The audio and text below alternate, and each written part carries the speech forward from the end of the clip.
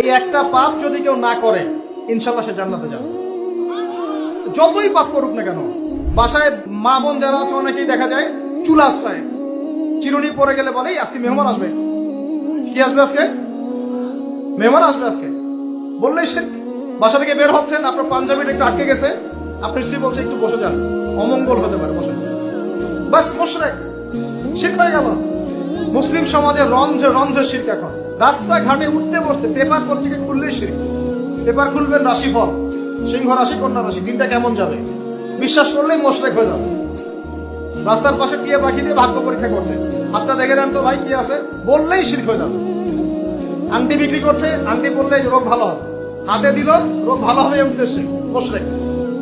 হাতে দিয়েছে রোগ ভালো হবে, আমার ডায়াবেটিস ভালো হয়ে যাবে, বিসমিল্লাহ, ব্যাস মুশরিক। এই আকীদা নিয়ে পড়লেই মুশরিক।